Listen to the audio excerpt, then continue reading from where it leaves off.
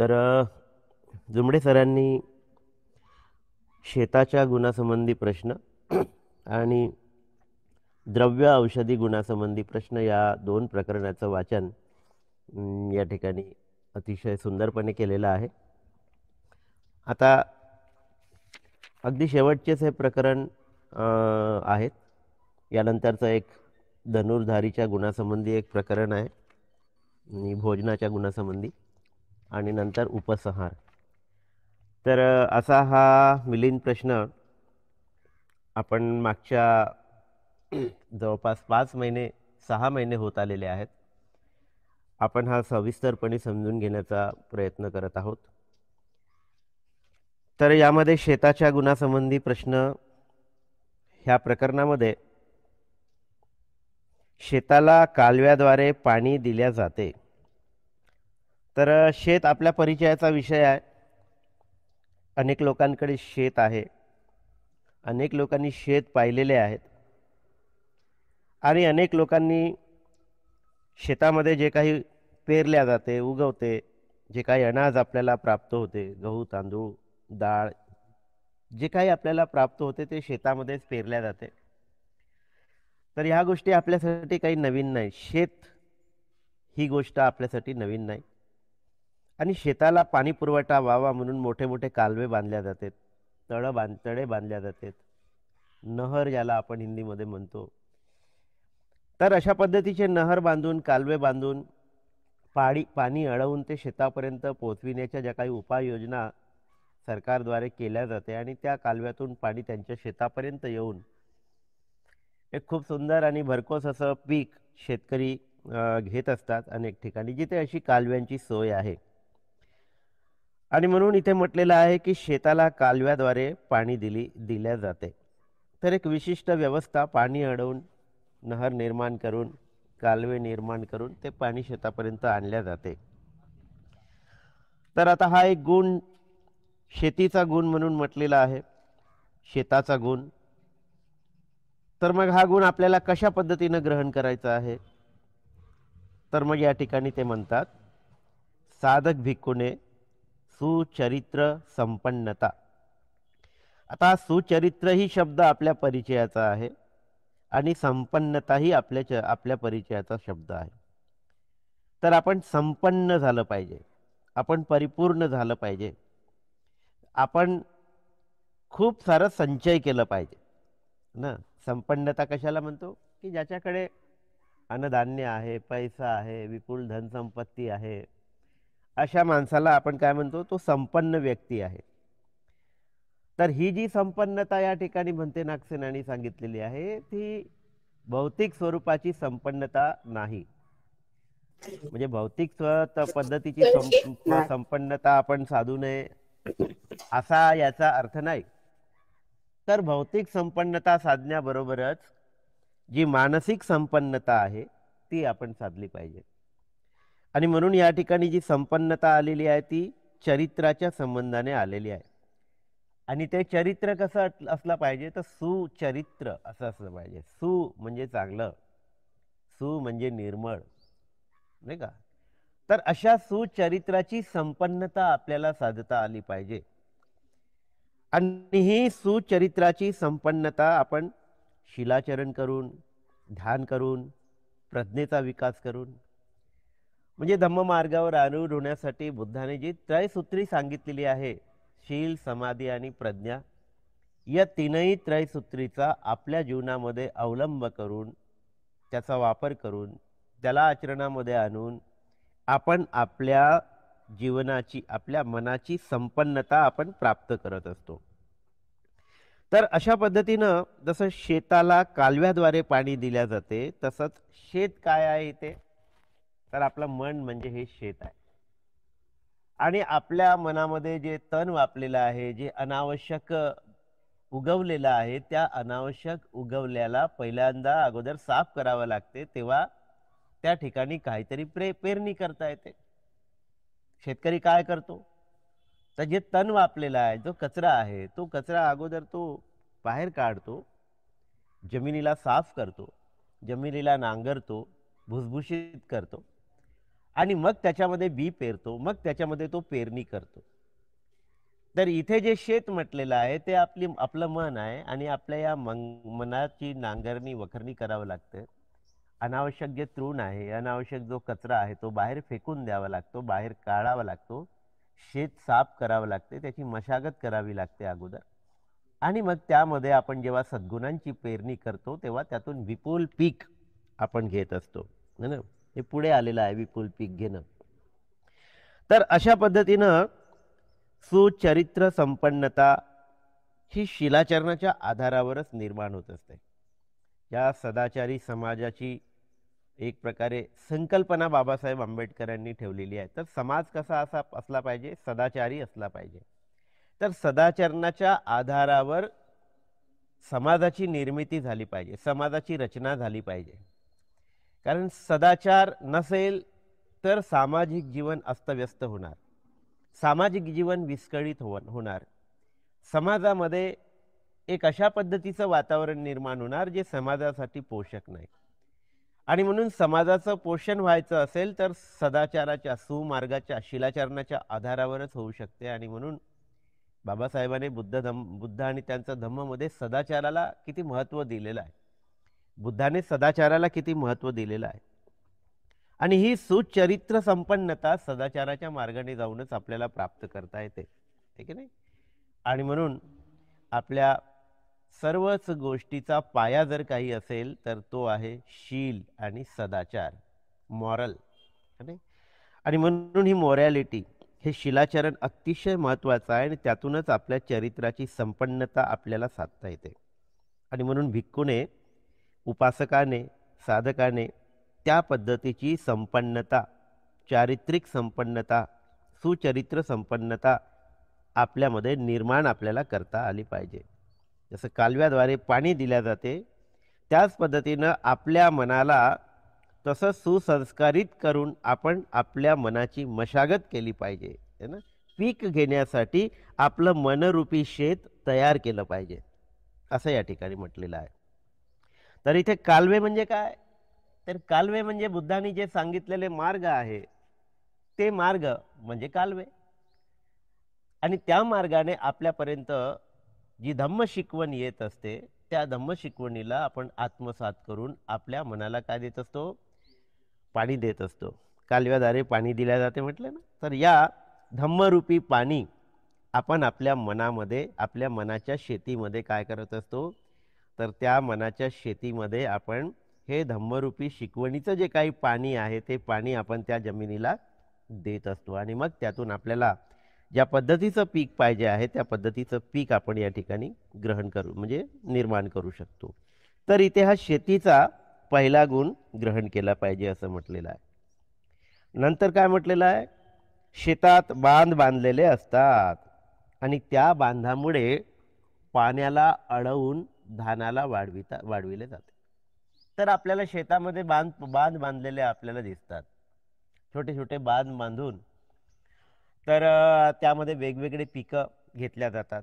काही भागामध्ये कापूस लावल्या जातो, काही भागामध्ये थोडेसे सोयाबीन लावल्या जाते किंवा डाळ वगैरे असते ते लावल्या जाते, नाही का. तुरीच्या शेंगा आपण म्हणतो ना, आता हिवाळ्याचे दिवस आहे, तुरीच्या शेंगा आता जवळजवळ परिपक्व होत आलेल्या आहे आणि म्हणून मार्केटमध्ये आपल्याला मोठ्या प्रमाणात तुरीच्या शेंगा पाहायला मिळतात. तर अशा पद्धतीनं वेगवेगळे पीक आपल्या शेतामध्ये आपण घेत असतो आणि शेतामध्ये बांध बांधलेले असतात. हे जर बांध नसेल तर मग जे काही पाणी आपण शेताला देतो ते अनिर्बंधपणे इकडे तिकडे वाहून जात असते. आणि म्हणून शेतामध्ये बांध बांधलेले आपल्याला दिसतात. त्याच पद्धतीचे आपल्या मनामध्ये सुद्धा आपल्याला बांधावं लागतात.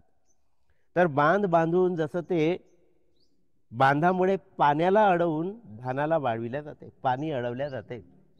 आणि पाणी अडवल्यामुळे पाणी त्या परिसरामध्ये जिरत असते जमिनीला, ठीक आहे ना. तर पाणी अडवा, पाणी जिरवा वगैरे वगैरे असे खूप सारे नारे आपल्याला पाहायला मिळतात. आणि म्हणून या बांधामुळे पाणी अडवल्या जाते शेतामध्ये. कालव्याद्वारे जे पाणी आलेलं आहे ते बांधाद्वारे अडविल्या जाते आणि पाणी अडवल्यामुळे ते जमिनीला जिरते आणि जमिनीला जिरल्यामुळे जे काही जमिनीमध्ये पेरलेलं आहे ते अधिक चांगल्या पद्धतीने पूर्णपणे ते विकसित होत असते आणि त्यातून आपल्याला धान प्राप्त होत असते, किंवा जे काही आपण त्याच्यामध्ये पेरतो ते चांगल्या प्रमाणामध्ये, विपुल प्रमाणामध्ये आपल्याला प्राप्त होत असते. तर अशा पद्धतीनं बांध बांधले पाहिजे आणि पाणी अडवलं पाहिजे, पाणी जिरवलं पाहिजे. हा जो शेतीचा गुण आहे तो या ठिकाणी सांगितलेला आहे.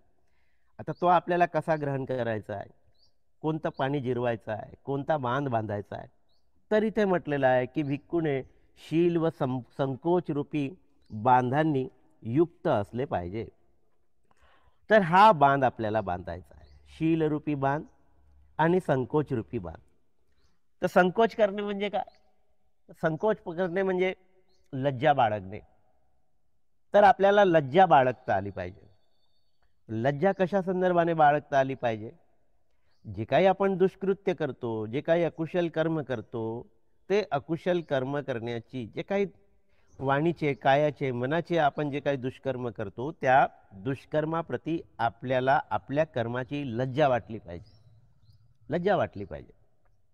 हा चांगला गुण आहे, ज्याला री असं म्हटलेलं आहे. पाली भाषेमध्ये त्याला आपण री म्हणतो. आणखी एक दोन शब्द त्याच्या संदर्भामध्ये आलेले आहे. अपपज्जा असं काहीतरी एक शब्द आलेला आहे. तर हे री म्हणजे काय? तर लज्जा बाळगणे. आणि कशा संदर्भाने लज्जा बाळगणे? तर चुकीचे कर्म करण्याच्या संदर्भाने लज्जा बाळगणे, वाईट गोष्टी बोलण्याच्या संदर्भाने लज्जा बाळगणे, कायावाच्या मनाचे कर्म करण्याविषयीची लज्जा आपल्या मनामध्ये बाळगणे, यालाच काय म्हटलेलं आहे? संकोच म्हटलेलं आहे. संकोच रूपी संकोच बाळगता आला पाहिजे.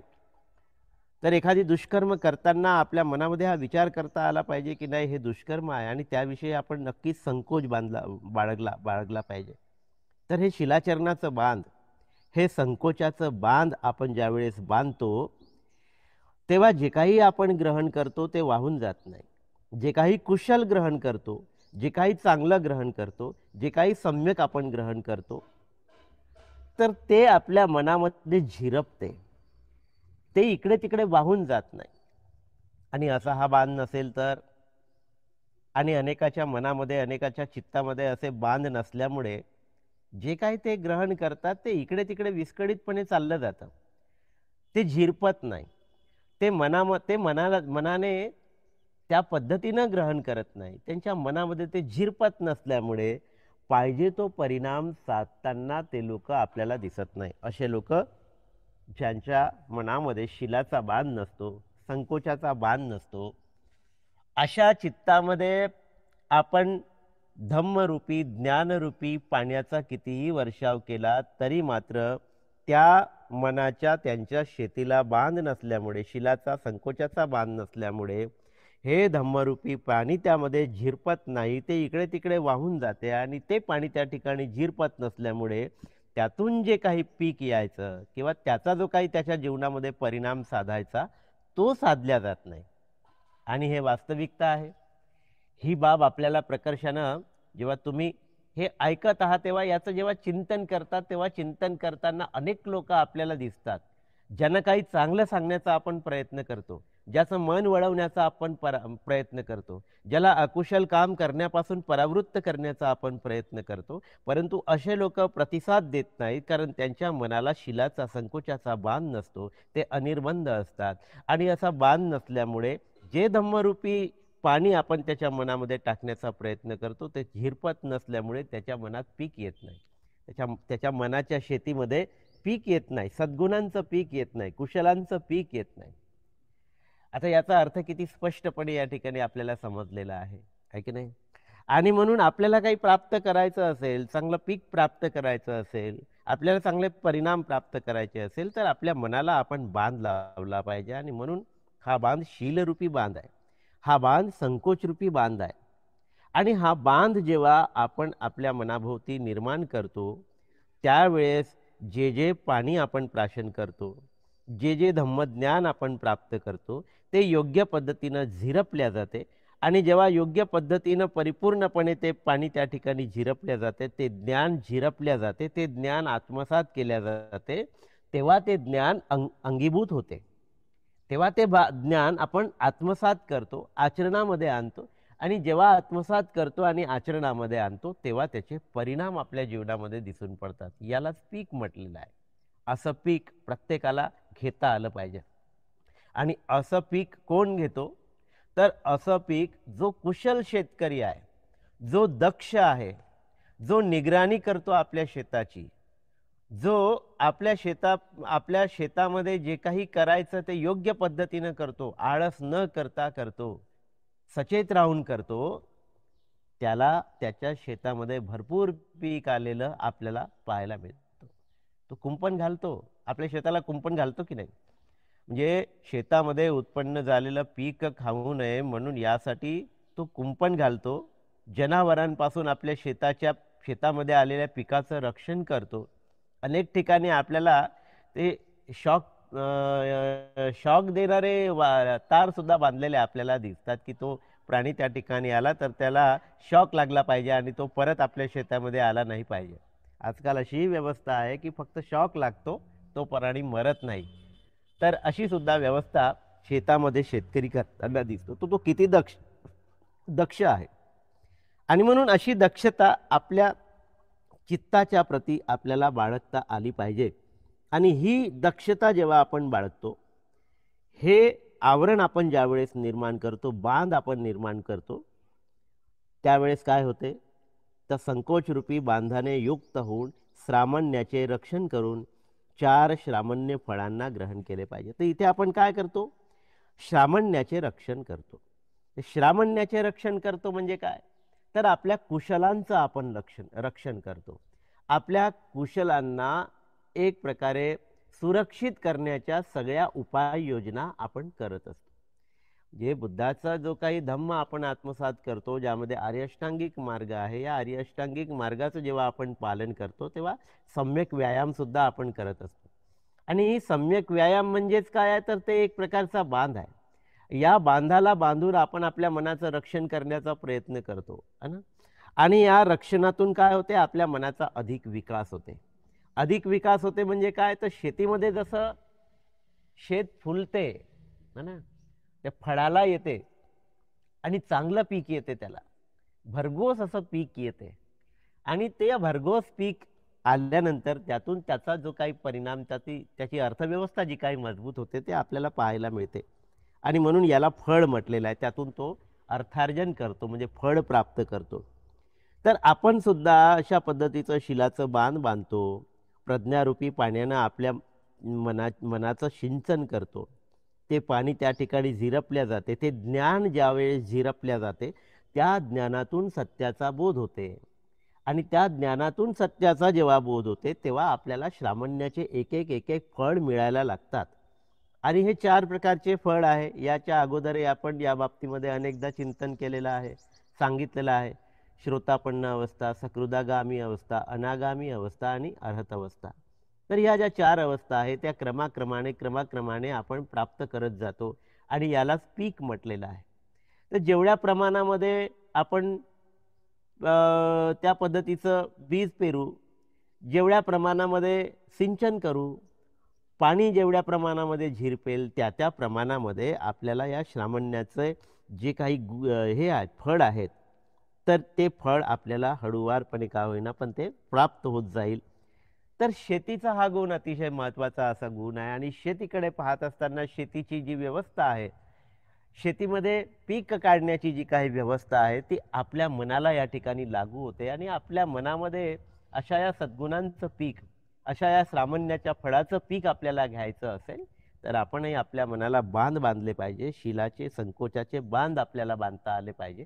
आणि प्रज्ञेचा विकास करून ते पाणी आपल्या मनामध्ये आपल्याला झिरपवता आलं पाहिजे. आणि त्यातून श्रामण्याचे फळ आपल्याला साधता आलं पाहिजे. तर हा शेतीचा असा हा गुण या ठिकाणी खूप चांगल्या पद्धतीनं सांगितलेला आहे. त्यानंतर म्हटलेलं आहे की शेत धानाच्या लोंबाने लदबदून जात असते. वा वा. आणि हे पाहून शेतकऱ्याला अतिशय आनंद होतो, अतिशय आनंद होतो. म्हणून श्रद्धेला बीज म्हटलेलं आहे. आणि श्रद्धेतून आनंद उत्पन्न होतो. श्रद्धा उत्पन्न झाली की आनंद उत्पन्न होतो. का? कारण त्याला पीक यायला लागते. आणि पिकाकडे पाहून आपल्या मनामध्ये आनंद उत्पन्न होतो. आपण जसं जसं धम्ममार्गावर चालण्याचा प्रयत्न करतो, धम्ममार्ग जसा जसा आत्मसात करण्याचा प्रयत्न करतो, त्यातून आपल्याला आनंदाची प्राप्ती होत असते. आनंद, प्रसन्नता निर्माण होते आपल्या मनामध्ये.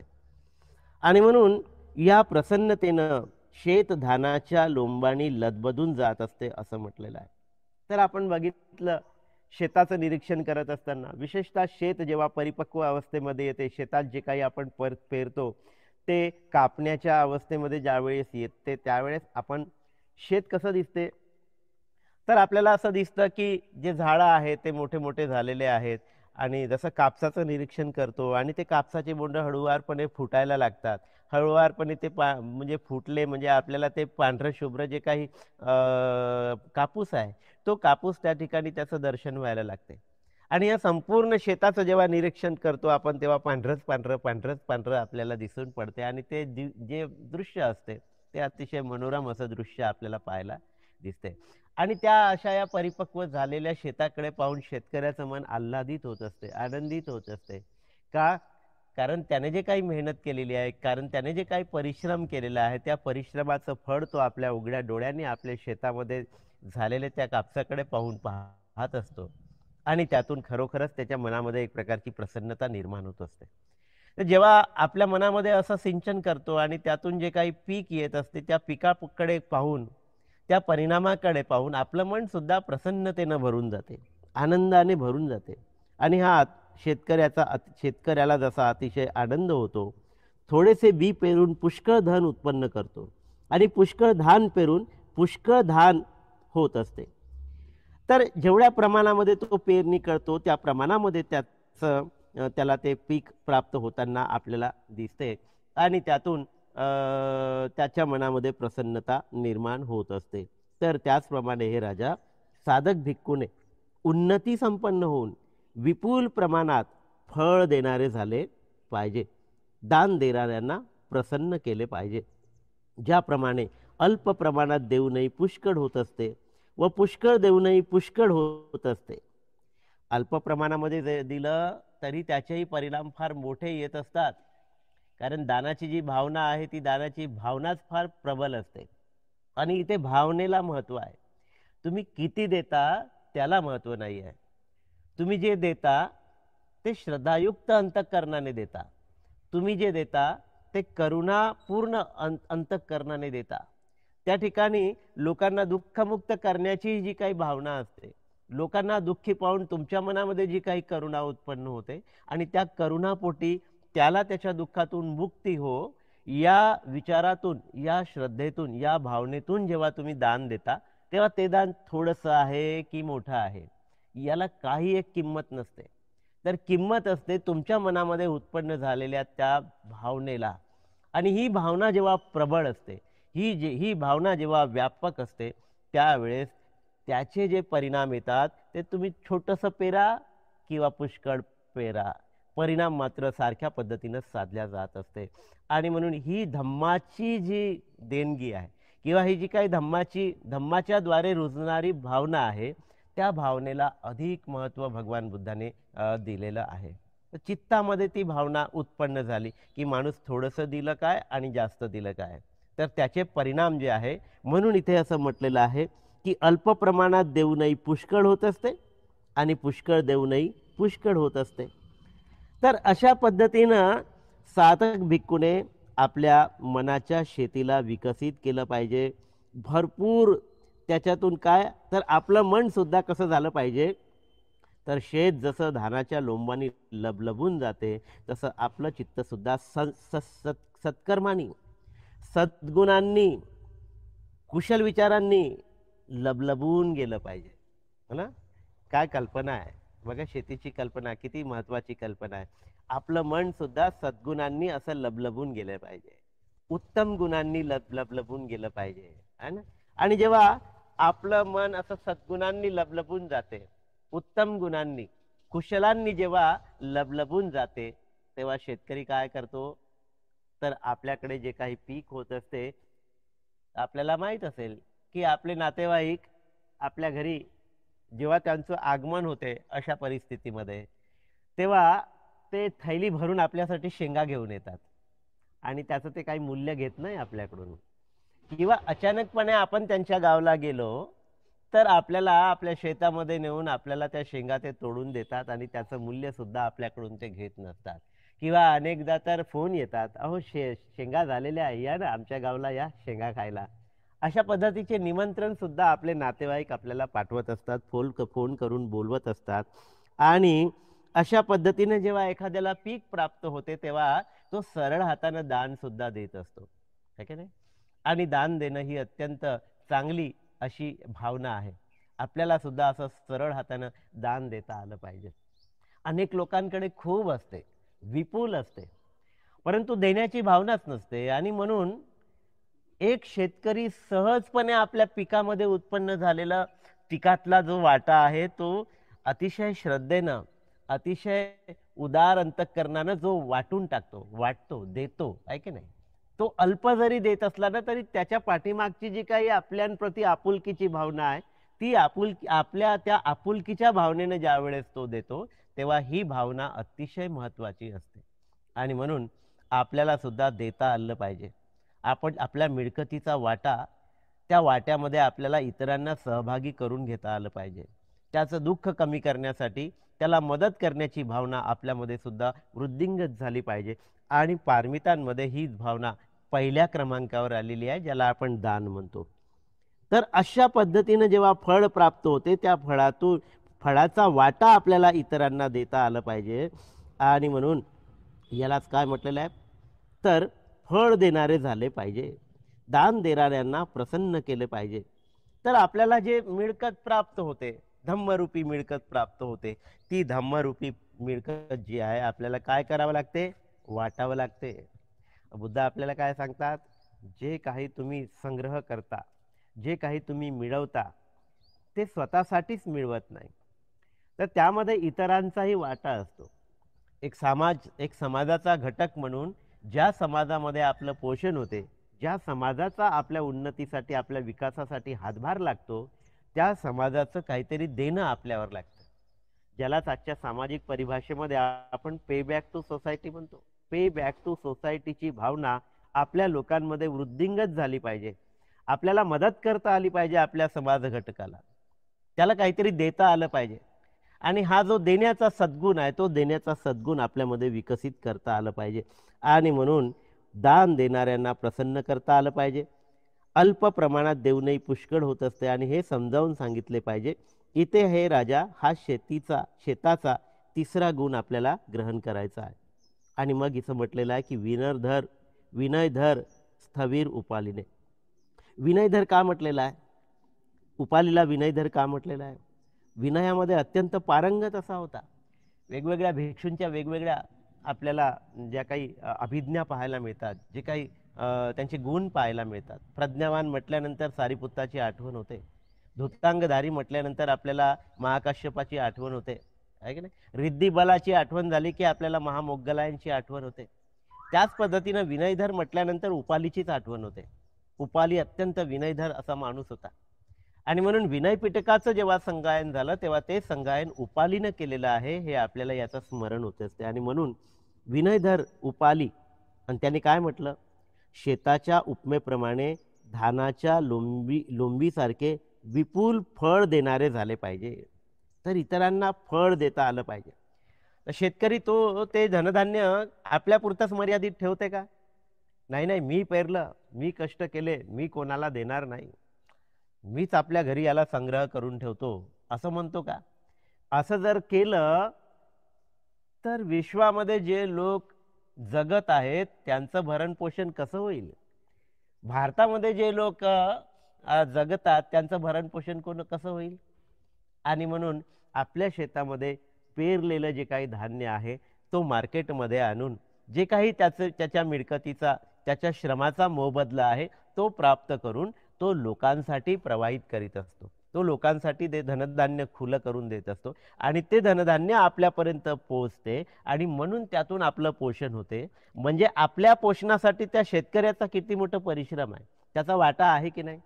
मग आपण असं म्हणू शकतो का, पैसे दिले ना, त्याने तर पैसे घेतले. अरे पण त्यांनी केलेल्या त्या श्रमाचा मोबदला आपण दिलेला आहे, परंतु त्याच्या प्रती कृतज्ञता आपण नक्कीच व्यक्त केली पाहिजे, कारण त्यांनी केलेल्या परिश्रमातून आपल्याला ते धनधान्य प्राप्त होत आहे आणि आपलं पोषण होत आहे. हे कृतज्ञतेचा, एकमेकांप्रती कृतज्ञतेचे भाव आपल्याला व्यक्त करता आले पाहिजे. तेव्हाच मानवीय पातळीवर आपण आपला विकास साधू शकतो. नाहीतर आपण स्वार्थानं बरबटलेले लोक आहोत असं आपल्याला त्यातून म्हणताय. म्हणून सामाजिक जी जाणीव आहे, पेबॅक टू सोसायटीची भावना जी आहे ती यातून निर्माण होते की प्रत्येकाचा आपल्या विकासामध्ये काही ना काही वाटा या ठिकाणी आहे. प्रत्येकाचे श्रम जुडलेले आहे.